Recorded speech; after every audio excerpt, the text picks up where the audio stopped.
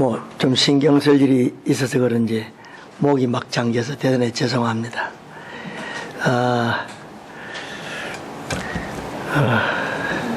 주일 낮 예배 정식으로 이렇게 캄보디아 가는 파송 예배를 드리는 교회는 바로 우리 성산교회입니다. 할렐루야. 아멘. 이건 사명이죠. 사명. 지난 주일날 파송 예배를 오후 시간에 했지만은 그것은 마지 못해서 하는 예배였습니다. 왜냐하면 총회에서 하라 하고 막 공문이 내려가고 제 미국 간 사이에 그렇게 해가지고 된 것이기 때문에 기쁨으로 한 게 아니에요. 근데 우리 성산교회는 제가 와서 알았습니다. 목사님 미리 준비를 해 놓으시고 이렇게 하시는 거 볼 때 너무나 감사하고, 사명이 있는 사람은 사명 없는 수천 명의 사람보다 더 귀합니다. 할렐루야. 내가 어떻게 살아야 되고 어떻게 믿어야 되고 어떤 목표를 갖고 사느냐 하는 분명한 목표와 또 비전을 가진 사람은 그 삶의 주변에 무슨 일을 당하든지 어떤 일을 하든지 그 일을 감당해낼 수 있는 저력이 있는 사람입니다. 그런 사람을 가치 있는 사람이라고 합니다. 이런 면에서 저는 우리 하나님께서 성산교회를 세우신 의미가 있을 것이다. 굉장히 큰 교회보다 지도자가 많이 모이고 또 작은 것 같지만은 세계를 가슴에 품고 기도하는 중보사역을 감당하고, 가만 보면 저는 정말 작은 거인이다 이렇게 말하고 싶어요. 할렐루야. 그래서 대단히 중요합니다. 오늘 우리 목사님의 두 딸이 와서 있는 거 보니까 벌써 성숙한 숙녀처럼 보여요. 아름다워 보이고 좋습니다. 오늘은 본문 말씀을 통해서 베델의 복이라고 하는 제목으로 함께 은혜를 나누고자 합니다. 본문 말씀에서 흐르고 있는 핵심적인 것은 뭐냐면은 만남이라고 하는 내용입니다.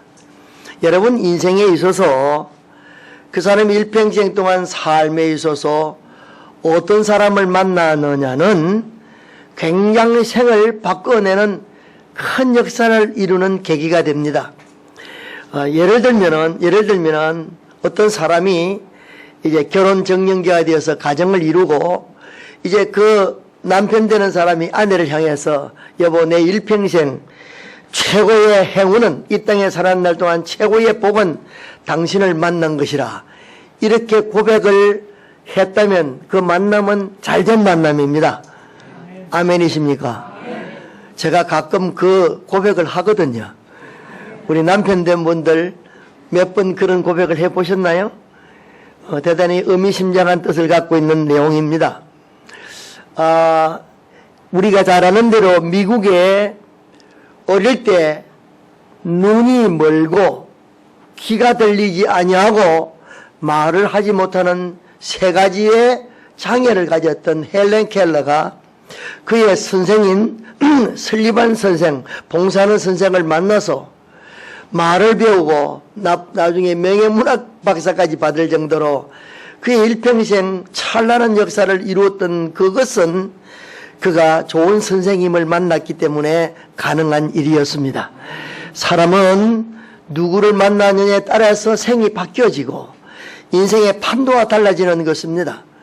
그런 의미에서 만남은 대단히 중요합니다. 우리 인생의 만남 가운데 최고의 만남은 우리 스스로 노력으로 만나는 것이 아니라 전적인 은혜, 헬라말로 카리스라고 하는데 이것은 선물, 내가 만나고 싶어서 만나진 것도 아니고 내가 노력해서 만나진 것이 아니라 만나주시는 어떤 분에 의해서 만남을 갖게 된 만남인데 바로 하나님과의 만남인 것입니다. 하나님과의 만남은 내 노력으로 된 것이 아니고 내 실력이나 가문이나 학력이나 내 조건으로 된 것이 아니라 전적인 하나님의 은혜로 된 것입니다. 우리가 택함 받아 하나님의 자녀가 된 것은 우리의 노력이나 수고로 된 것이 결코 아닙니다. 하나님께서 어느 날 나를 점지해 놨다. 그 어느 날이라는 것은 영원전이라고 합니다.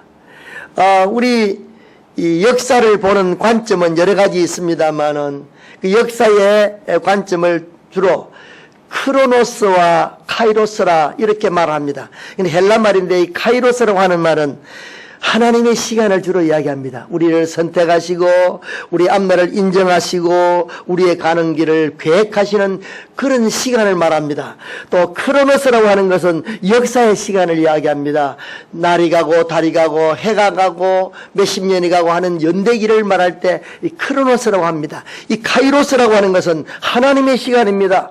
하나님과 하나님께서 우리를 만나주시는 시간입니다. 그 시간은 하늘나라에서 하나님과 영원히 사는 영원의 삶에 대한 시간들을 이야기하는 것입니다. 카이로스, 하나님께서 영원전에 우리에 대한, 우리가 태어나기도 전에 하나님은 나에 대한 계획을 갖고 계셨고, 내가 이 땅에 남자로 태어나든지 여자로 태어나든지 하나님은 계획을 갖고 계셨기 때문에 어떤 사람은 나는 왜 남자로 태어나지 않았지? 그런 말 하지 마십시오. 그것은 하나님의 주권에 대한 도전이 되는 것입니다. 하나님은 그가 꼭 필요해서 여자로 태어나게 하셨고, 그가 꼭 필요해서 남자로 태어나게 하셨고, 그리고 이 땅에 살면서 만남이 얼마나 중요한지 몰라요. 그래서 하나님께서 만나주셨습니다. 내가 하나님을 알기 전에 하나님은 나를 이미 아셨고 만나주셨던 것입니다. 할렐루야. 이 만나주신 하나님께서 지상에 사는 날 동안에 만나는 일 가운데 더 중요한 만남이 있는데, 하나님께서 만나주셨기 때문에 지상에 사는 날 동안에 두 번째 중요한 만남은 교회에 대한 만남입니다. 여러분, 저는 성산교회가 성령의 인도를 받는 교회라고 저는 분명히 믿습니다. 우리 정주영 목사님 참 귀한 종이에요. 여러분, 요사이 수천 명, 수만 명 모이는 교회가 어려움 겪고 있는 교회 너무나 많습니다. 구설수에 오르고, 그런데 정직하고 최선을 다하고 성령의 인도를 따라 살고 사명을 갖고 사는 거, 여러분 귀한 줄 아시기를 주의 이름으로 축원합니다. 정 목사님이 여러분의 영혼을 붙잡고 기도하고 천국까지 인도하는 안내자로서, 목자로서 사명을 다할 거라고 저는 믿고 감사를 드립니다. 뿐만 아니라 그 교회를 잘 만나고 좋은 주의 사자를 만나서 일평생 삶을 사명자로 살아가는 사명의식을 갖고 사는 것은 대단히 의미심장합니다. 가치 있는 것입니다. 그래서 교회 잘 만나는 거 대단히 중요하지요. 오늘 여러분 행복된 삶을 사시기를 주의 이름으로 축원합니다. 이 만남에 대한 이야기입니다. 여러분, 야곱을 우리는 너무나 잘 알지 않습니까? 이삭의 아들 에서와 야곱 가운데 쌍둥이로 태어나서 야곱은 태어날 때부터 형 에서의 발목을 잡고 나왔어요. 그는 아마 어릴 때부터 뱃속에서 투장했는데, 왜냐하면 장남이 되고 싶어서, 왜냐하면 장자의 축복은 성경에 나타나거든요. 그러니까 태어날 때부터 형과 티격태격했다는 뜻이죠. 야곱의 이름 뜻은 원래가 발꿈치를 잡았다, 그런 뜻입니다. 이름 뜻이 발꿈치를 꽉 잡고 태어났어요. 근데 또 다른 뜻이 하나 있어요. 그거는 뭐냐면 여러 용어가 있지만은 사기꾼이라는 이름을 갖고 있습니다. 사기꾼. 여러분, 야곱이 태어났습니다. 그는 여성적인 성격이라 어머니 품에서 어머니의 이야기를 들으면서 자라났습니다. 형 에서는 사냥꾼입니다. 용맹이 있습니다. 스포츠맨입니다. 대단히 남성스러웠습니다. 그런데 때가 되어서 이삭이 눈이 멀고 세상 떠날 날이 다들 때 아들에게 축복할 것을 알고 그 어머니가 야곱에게 아버지가 축복 기도를 마지막 예언적으로 하게 될 것인데 그 복을 네가 받아야 되겠다. 그래서 야곱에게다가 에서가 털이 많았습니다. 그런데 그 털 많은 옷을 입혀가지고는 에서 대신에 축복을 가로챘지 않습니까? 이건 사기꾼 같은 기질입니다. 잘못된 겁니다. 그런데 우리가 볼 때는 사기꾼 같은데 한편으로 보게 되면은 에서는 하나님께서 아버지를 통하여 주신 복보다도 팥죽 한 그릇을 더 소중히 생각한 사람이에요. 막 그냥 사냥하고 배가 고플 때 팥죽을 쓰고 있는 야곱 보고 팥죽 하나 달라 그랬더니 형 장자의 꾼을 내게 넘기면 내가 팥죽 주지. 그랬더니 까짓 거 내가 장자니한테 판다고 장자꾼이 없어지냐. 그래라. 하나님 하나님께서 장제로 주신 복을 너무 쉽게 생각하고 하나님의 약속의 복을 너무 소홀히 생각해서 팥죽 한 그릇에 형 에서의 고난을 팔아버렸어요. 여러분, 우리는 우리의 삶 속에서 적당히 할 것과 적당히 하지 말아야 될 게 있습니다. 하나님께서 내게 주신 복과 하나님께 내게 주신 직분과 하나님께서 내게 주신 사명을 너무 소홀히 하지 마십시오. 신앙의 복을 너무 소홀히 하지 마십시오. 이건 빼앗기지를 마십시오. 이걸 쉽게 포기하거나 남에게 넘기지 마십시오. 근데 사실은 보게 되면 사기친 것 같아도 야곱은 당당히 형 에서의 복을 받았습니다. 그리고는 사실은 눈먼 아버지 이삭을 좀 속인 건 잘못이지만은 그래도 가서 장자의 복을 몽땅 다 받아버렸습니다. 그래서 형 에서가 야곱을 죽이려고 하는 눈치를 보고 도망쳤습니다. 여러분, 도망칠 때 어머니가 무엇을 줬습니까? 다른 건 주지 않았습니다. 올리브 기름병을 하나 채워줬습니다. 여러분, 올리브라고 하는 나무는 저 중동 지방에서는 최고의 비타민입니다. 영양가가 높습니다. 더위에 지칠 때 그걸 먹으면 모든 영양가가 보충되는 걸 이미 중동 지방에 있는 사람은 다 알고 있었습니다. 최고의 선물이었습니다. 더위에 지치지 말라고 어머니가 이렇게 올리브유를 그에게 주었어요. 야곱이 하루 종일 더위를 무릅쓰고 도망치다가 한 100리길 가다가 밤에 날이 어두워서 잠을 자게 되었습니다. 그 잠을 자는데 그 광야 이름은 루스라고 하는 곳이었습니다. 밤에 잠을 자고 있는데 얼마나 고독했겠습니까? 슬펐겠습니까? 거기에는 사람도 없습니다. 아마 짐승소리도 났을 겁니다. 밤하늘에는 별만 반짝반짝하고 평생 부모 곁을 떠나지 않았던 야곱에게 있어서는 엄청난 고독이고 슬픔이고 안타까움이었습니다. 위로할 자가 없었습니다. 가정이 얼마나 중요한가를 깨달았습니다. 그런데 잠이 들었습니다. 그런데요, 밤에 꿈이 확 펼쳐지는데 하늘이 쫙 열리면서 계단이 땅에서부터 하늘까지 계단이 쫙, 우리 성경에는 사닥다리라고 하지만 원문에는 계단이라고 되어 있습니다. 이 계단이 땅에서부터 하늘까지 계단이 쫙 보이고 거기에 천사가 오르락 내리락 하고 그 다음에 꼭대기에는 하나님이 계셔서 말씀을 하십니다. 여러분, 이 현상을 우리는 뭐라고 하느냐 한번 따라합시다. 계시라고 합니다. Revelation, 계시라고 합니다. 이 계시라고 하는 것은 하나님이 갖고 계신 마음이나 하나님의 뜻을 나타내 보이신다. 하나님이 갖고 계신 축복이나 하나님의 축복의 비밀을 하나님께서 나타내 보인다는 뜻이에요. 우리 하나님의 축복과 하나님의 생명의 길과 우리 인생이 살아가는 데 있어서 지침이 되거나 영원히 승리하고 죄사함 받고 구원받고 축복받는 모든 축복의 보고는, 보배로운 창고는 바로 성경 말씀입니다. 성경 말씀은 하나님의 계시 중에 특별 계시입니다. 이 계시 속에 우리 인생의 삶의 방법과 축복과 승리와 구원의 원리가 다 포함되어 있기 때문에 우리는 이 계시를 생명 계시라고 합니다. 하나님의 뜻을 나타내 보인 계시라고 하는 것입니다. 이 하나님께서 구약에는 꿈으로도 계시하셨고 말씀으로 계시하였고 환상으로도 계시를 해주셨고 여러 가지를 계시해 주셨어요. 목회자는 모름지기 하나님과의 관계에서 비밀이 있어야 돼요. 한번 따라합시다. 믿음의 비밀. 사실 집사님들도 비밀이 있어야 돼요. 하나님과 1대1로 인격적으로 만난 그런 비밀이 있어야 돼요. 인간의 지식과 인간의 경험과 인간의 모든 걸 초월하여 역사하시는 하나님과의 만남이 경험되어져야 된다 그 말이에요. 구원의 감격에 뜨거워서 눈물을 흘리고 밤새도록 감격하는 찬송을 불렀다든지, 하나님이 질병을 치유했다든지, 하나님께서 방언을 주셔서 통역해서 깨닫게 했다든지, 좌우지간 계시를 주셨든지 예언하게 하셨든지 좌우간 은혜를 경험하는 그런 인격적으로 주님을 만난 것이 필요하다고 말이죠. 할렐루야. 목회하는 가운데서 절망이 들고 불가능하다 싶고 도저히 인간의 힘으로 해결할 수 없다 할 때 하나님은 그때마다 기도할 때 저를 만나 주셨어요. 예. 얼마나 감사한지 몰라요. 그리고 문제를 해결하는 경험을 저는 가졌어요.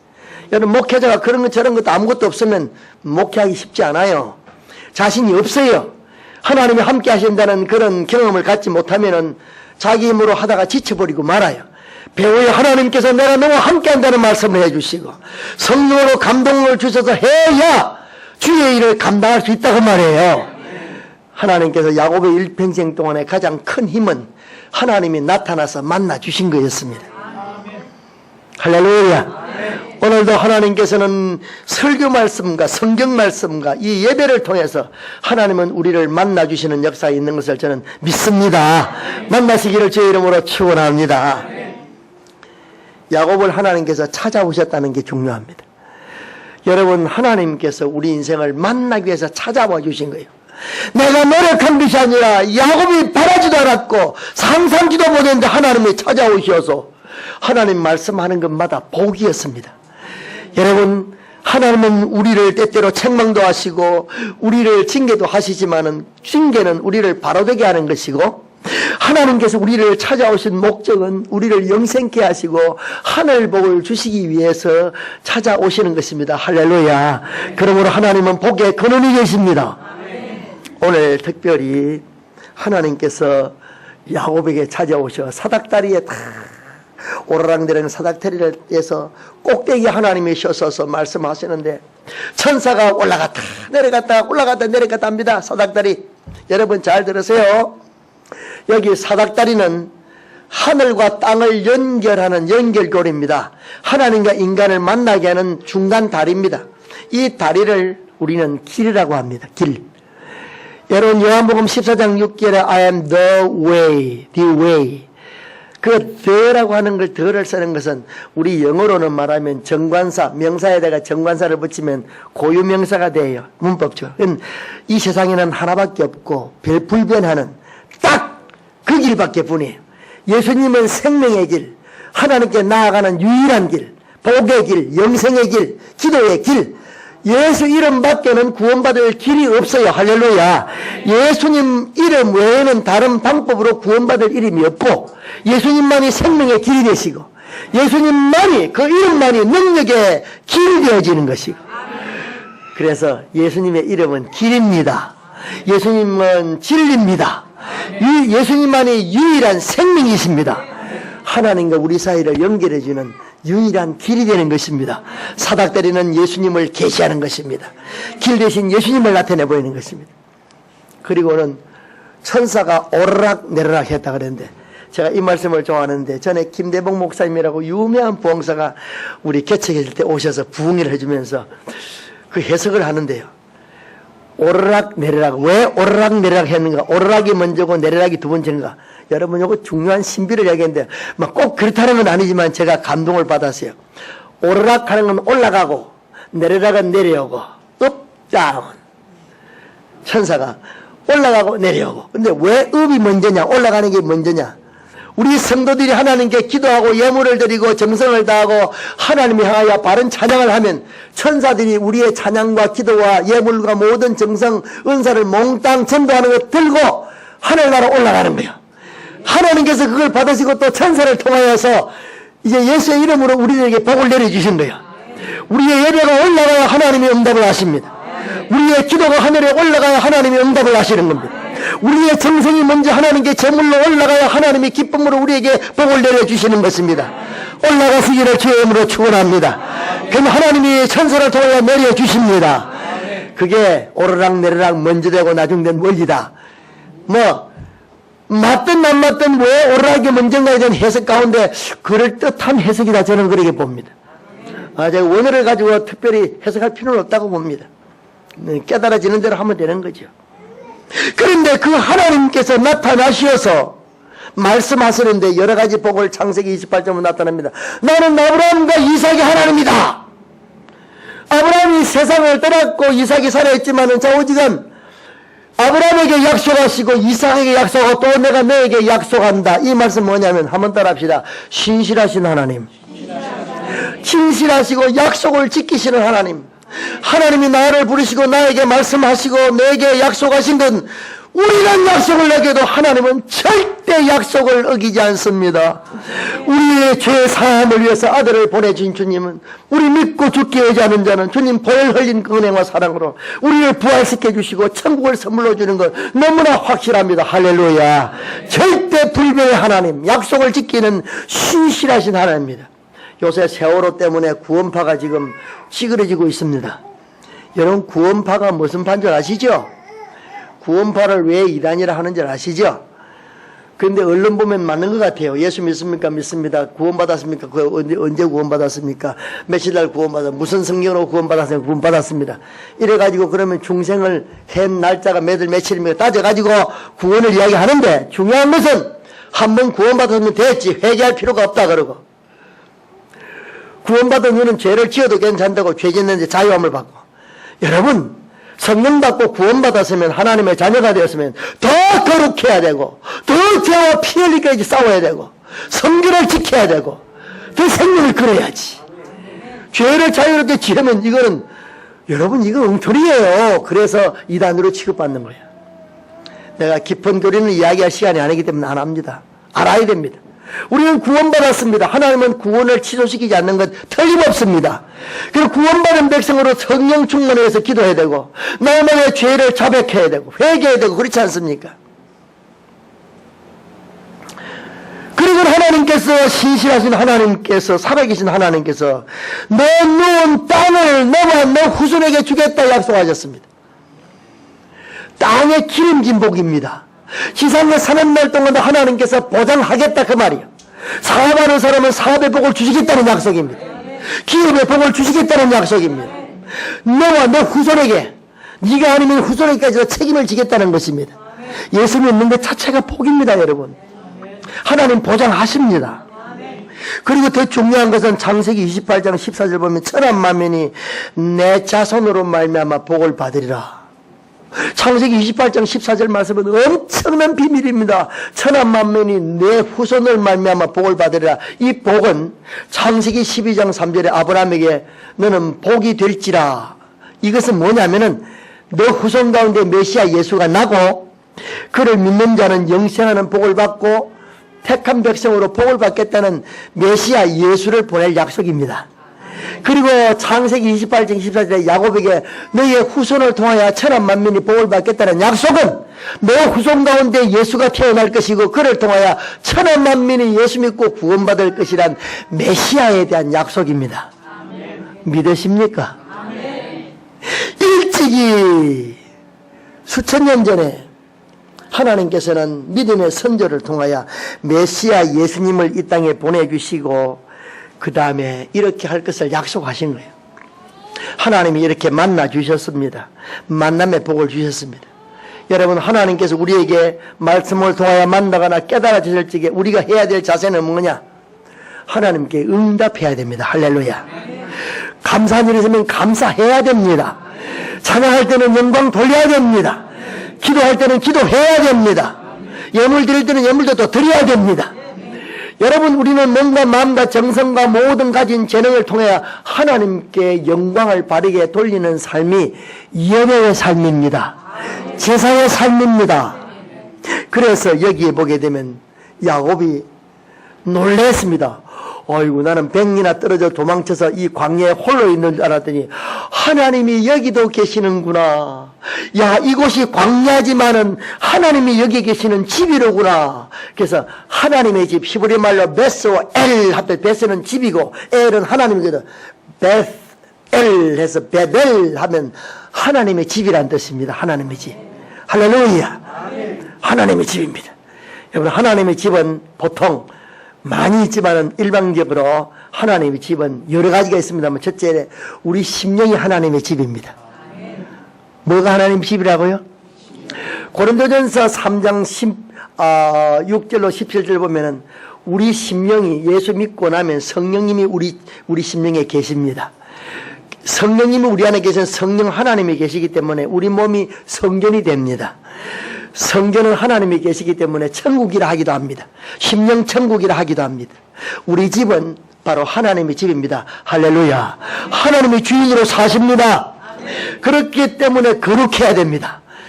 내가 거룩하니 너희도 거룩해라고 하셨습니다. 하박국 2장 20절 보면 오직 하나님은 그 성전에 계시니 너희 온 천하는 그 앞에서 잠잠할지니라 그랬습니다. 성전에 계신다고 했습니다.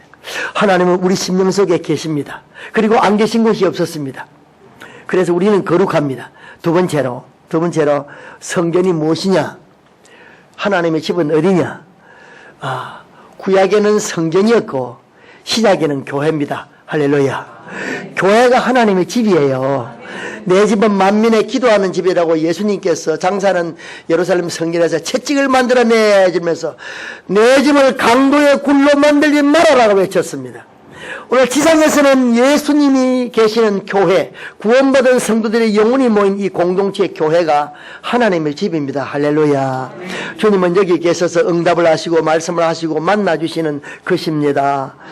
세 번째로 진정한 삶에 있어서 하나님의 집은 우리의 일터입니다. 우리가 일하는 그곳에 내가 혼자 일하는 것 같지만 주님이 지혜를 주시고 주님께 영광을 돌리는 말을 하고 날마다 본이 되는 소금과 빛된 삶을 살면 삶의 현장이 바로 하나님의 집이 되는 것입니다. 그래서 어떤 사람은 직장을 예배하는 곳으로 만들죠. 직장 선교를 만들고 직장도 하나님이 계시면 천국이 되는 것입니다. 그래 제가 좋아하는 찬송 가운데 하나가 뭐냐면은 내 영혼이 은총 입어 하는 그건데 3절 찬송입니다. 높은 산이 거친들이 한번 다 같이 불러봅시다. 높은 산이 거친들이 초막이나 궁궐이나 내 주 예수 모생도시 거대나 하늘나라 할렐루야 찬양하세 내 모든 죄 사함받고 주 예수와 동행하니 그래나 하늘나라 할렐루야. 주님께 내가 너와 함께하리라. 내가 너를 떠나지 아니하리라. 네가 어느 곳에 가지 내가 너 일을 마치고 돌아올까지 너를 보장해 주리라. 하나님께서 왜 이런 말씀을 해주셨느냐 하면은 야곱이 감사해서 하나님께 제단을 쌓았기 때문입니다. 그 땅을 예배하는 하나님이 계신 집으로 만들었기 때문입니다. 그래서 그곳에 잠자던 돌베개를 세워놓고 어머니가 준 최고의 영양과 올리브 기름을 거기 부어서 하나님께 몽땅 부어서 제사를 드렸습니다. 하나님께서 응답해 주지 않았습니까? 응답을 받지 않는 제사는 온전한 제사가 아니에요. 여러분 잘 아셔야 됩니다. 오늘 우리 예배를 드린다로 끝나면 안 됩니다. 드리고 내 마음의 기쁨과 감동을 또 하나님으로부터 선물을 받아야 됩니다. 할렐루야. 감사로 올리고 예물을 드리면 하나님이 기쁨을, 평화를, 평강을 우리에게 선물로 주시는 거예요. 성령을 부어주시는 거예요. 베드로가 고넬의 집에서 설교할 때, 말씀을 전할 때 성령이 임하셔서 마음을 감동한 것처럼 말씀을 귀담아 듣고 그것이 그런가 하고 감동스럽게 받으면 성령께서 말씀을 전할 때도 성령이 내려오시는 거예요. 할렐루야. 성령의 기름 부음이 넘치시기를 주의 이름으로 축원합니다. 그래서 보장을 받아버렸습니다. 하나님께 예배에 성공하면 인생의 보장을 받습니다. 그게 베델이 될 때 가능합니다. 하나님의 집으로 만들 책임이 있는 거예요. 그래서 루스 땅 이름을 베델, 하나님의 집으로 바꿨습니다. 우리 마지막 집은 영원한 천국이 하나님의 집입니다. 우리는 영원한 집, 없어지지 않는 집, 배고프지 않는 집, 죽지 않는 집, 영원한 평화가 있는 집, 영원한 광명과 열매가 있는 집. 여러분 그 너무너무나 영생하는 천국, 죄가 없는 곳, 사탄이 역사하지 못하는 곳, 영원한 평화. 지금 말로는 형용할 수 없습니다. 문필로도 기록할 수 없습니다. 하나님의 영광의 세계는 경험 이 땅에는 아무리 다 할 수 없습니다. 단 순간적으로 주님이 평화를 주실 때, 죄삼 기쁨과 이 놀라운 은혜를 주실 때 순간적으로 기쁨을 보지만 그 기쁨은 천국과는 비교가 안 됩니다. 그 천국은 하나님의 집입니다. 할렐루야. 이런 베델의 축복이 여러분에게 있기를 예수님의 이름으로 축원합니다. 마음의 천국이 이루어지시기를 바랍니다. 야곱은 성공해서 돌아올 때 불안했을 때 그가 모든 가족들에게 내가 형 에서의 눈을 피해서 올 때 나에게 나타났던 베델의 하나님, 그 하나님께 제사를 드리자. 이제는 모든 식구들 가지고 있는 우상을 버리고 옷을 갈아입고 그 다음에 새롭게 깨끗이 몸을 단장한 다음에 하나님께 온전한 제사를 드렸어요. 그래서 베델에서 제사를 드렸더니 하나님이 그 제사를 받으시고 다시 한번 그에게 축복을 해 주셨어요. 그게 오늘 창세기 35장 말씀입니다.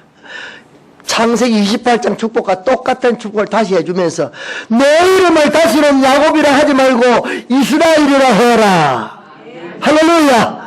사람이 하나님과 겨루어 이겼다, 싸워 이겼다. 이 말씀은 하나님께서 사람도 이기게 하시는 하나님, 그 하나님을 야곱이 기도해서 쟁취했다. 즉 하나님께서 야곱에게 믿음을 주셨는데 야곱은 은혜 받고 하나님께 간구해서 하나님께서 복을 허락했다, 그런 뜻이에요. 하나님께서 하나님이 가신 많은 복을 야곱에게 허락했다는 뜻이 이스라엘입니다. 할렐루야. 영적으로 승리했습니다. 하나님을 이긴 것이 아니라 하나님께서 야곱의 믿음과 기도에 감동했다, 그 말이에요.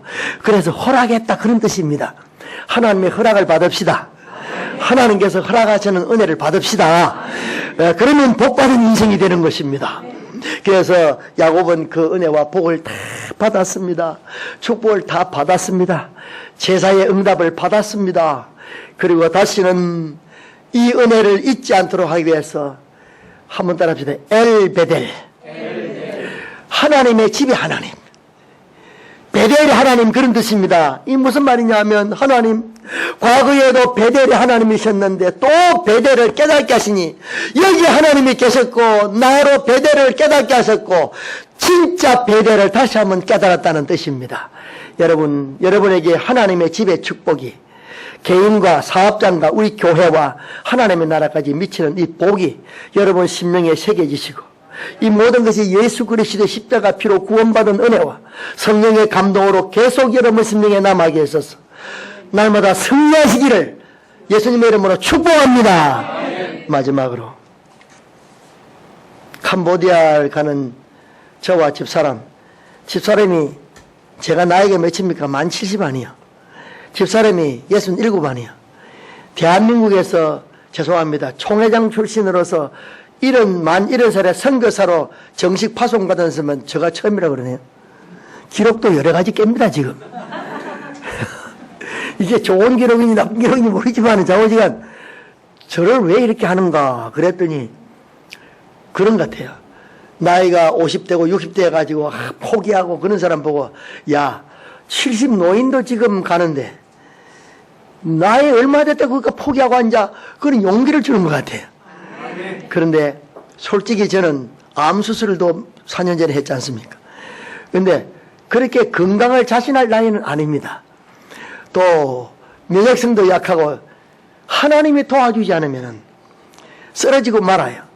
근데 쓰러지면 좋기는 좋아요, 죽으면. 왜냐하면 소원이 주의 일을 하다가 죽는 게 소원이니까, 솔직히 말하면. 그래서 죄송합니다, 우리 돌아가신 선친이 젊을 때부터 제일 잘 부르는 찬송이 내 평생 소원 이것뿐 주의 일 하다가 그걸 불러요. 근데 아버님 삶을 바라보니까 동생들 키우고 하면서 별로 내 평생 소원이 아닌 것 같아요, 내가 보니까. 그래도 그 평생 부르는데 어느덧 제가 아버지가 다 하지 못하고 내가 해야 되겠다는 마음이 들면서 그 목까지 내가 담당해야 안 되겠나, 그런 사명감이 생기더라고요. 그래서 저는 뭐 집사람이 들으면 좀 섭섭할지 몰라도 저는 집사람보다는 먼저 죽어야 된다, 그게 소원입니다. 예, 홀로 되기는 싫습니다, 솔직히. 그래서 집사람이 거둬주면서 죽는 게 첫째 소원이다. 그건 평생 이야기합니다. 그런데 하도 집사람이 놔두고 나면 장가들라 그래서 내가 여보 나 장가들 힘도 없고 그런 막말 하지 말라고 그랬는데 그래도 하도 그래서 당신 먼저 죽으면 내 장가 가마 그래. 그래도요. 그랬더니 정색하면서 공부만 하고 그러더라고요. 되더라고요. 난 제가 한 줄 더 떴습니다. 그래, 공부라도 만나면 좋겠다. 나 그랬습니다. 무슨 결혼할 수 있다고요. 불가능한 이야기죠.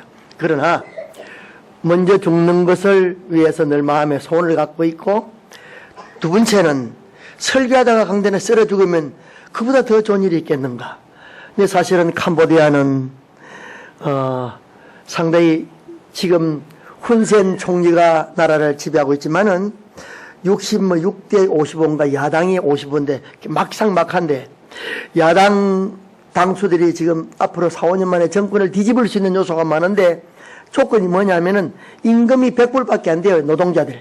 그런데 중국 노동자 사비 많이 받고 우리도 가고 했는데, 무슨 조건이냐면 최소한도 160불 이상 받도록 해준다고, 이런 걸 내세워가지고 국민들이 야당에 많이 쏠리고 있고, 야당이 제일 크게 내세우는 것이 우리가 불교나라고 말이지. 근데 왜 기독교가 들어와서 판을 치느냐고. 여러분, 캄보디아 나는 몰랐는데 선교사가요 1,몇백 명 가 있대요. 굴쩍굴쩍해. 필리핀 다음으로 많이 가 있대요. 기독교 지금 판을 치고 앉았어요. 그러니까 기독교 때문에 아마 좀 기분이 안 좋아서 야당이 기독교 몰아낼 계획을 세우는 것 같아요. 앞으로 복음 전할 날짜는 5년밖에 안 남았다는 것이 그것이 확장했던 사람의 편지예요. 저한테 온 편지. 여러분, 기도 안 하고 견딜 수 있겠나요? 내가 중보기도 센터 와서 떠나기 전에 말씀을 전해서 얼마나 감사한지 모릅니다.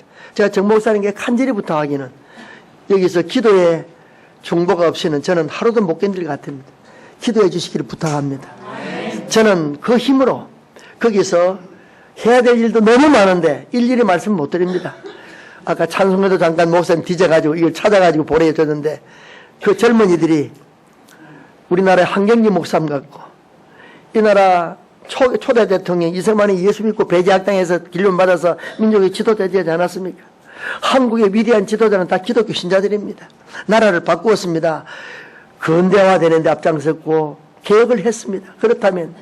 그렇다면은 그 젊은이들이 예수의 정신이 들어가고 복음을 받고 민족을 계몽해서 민족의 훌륭한 지도자 되어서 역사를 바꿔내는 지도자를 기르는 그 사명 하나 갖고, 그 가운데 진정한 지도자가 나온다면은 복받는 민족이 안 되겠는가. 불교 나라에 사명 하나 가지고 갑니다. 인간의 힘으로 되지 않습니다. 성령이 역사해야 됩니다. 여러분의 간절한 기도를 부탁드립니다. 하나님께서 베델의 축복을 받는 여러분 되실 뿐만 아니라 또 다른 사람 위해서 사명 갖고 기도하는, 기도의 사명을 감당하는 교회가 되고 여러분이 될 때 하나님의 성령의 역사는 이 교회에 계속될 것이고 더 큰 복을 허락할 줄 믿습니다. 하나님의 위로와 축복이 여러분과 여러분 가정과 장래와 자녀들과 사업과 앞날에 충만하시고 베델의 복으로 충만하시기를 다시 한번 예수님의 이름으로 축복합니다. 우리 말씀을 기억하며 주여 베델의 복을 주옵소서, 야곱에게 주신 복을 나에게도 주옵소서. 우리 간절히 통성으로 한 3분간만 소리내어서 한번 기도하겠습니다. 자비와 사랑이 많으신 거룩하신 하나님, 베델의 하나님이 우리의 하나님이